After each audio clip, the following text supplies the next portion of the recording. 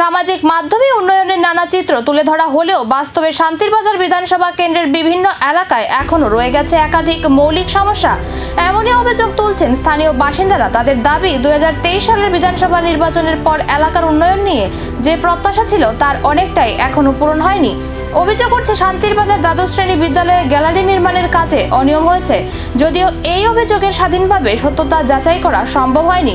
একই সঙ্গে গণজি টিলা 6 নম্বর ওয়ার্ডের বাসিন্দাদের দাবি, বন্যায় ক্ষতিগ্রস্ত রাস্তা দীর্ঘদিনেও সংস্কার করা হয়নি।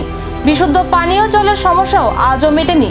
স্থানীয়দের অভিযোগ, একাধিকবার জনপ্রতিনিধি ও পৌর কর্তৃপক্ষকে বিষয়টি জানানো হলেও কার্যকর পদক্ষেপ নেওয়া হয়নি। তাই সংবাদ মাধ্যমে রাজ্যের মুখ্যমন্ত্রীর কাছে দ্রুত হস্তক্ষেপের আবেদন জানিয়েছেন তারা। এদিকে এলাকার উন্নয়ন নিয়ে স্থানীয় বিধায়কের ভূমিকা নিয়েও তুলছেন বাসিন্দাদের একাংশই প্রশ্ন। তবে এই অভিযোগের বিষয়ে বিধায়ক বা সংশ্লিষ্ট প্রশাসনের কোনো প্রতিক্রিয়া এখনো পাওয়া যায়নি। যেমন আমাদের যে রাস্তাটা, এটা আজকে অনেকদিন 2-3 বছর হয়ে গেছে, খুবই অবস্থা খারাপ, কোনো গাড়ি ঢুকে না। এরপরে হয়তো কোনো একটা রুগী হাসপাতাল নিয়ে হ্যাঁ গাড়ি ঢুকে না, খুবই অসুবিধা আজকে 2-3 বছর। কোন জায়গা? এটা শান্তিবাজার গণজি টিলা 6 নম্বর ওয়ার্ড। শান্তিবাজার পুরো পরিষদ? হ্যাঁ হ্যাঁ। আচ্ছা, আপনারা কতদিন যাব এটা এই সমস্যা করে ভুগতেছেন? বন্যা হয়েছে 3 বছর, তো 2-3 বছর হইতেছে।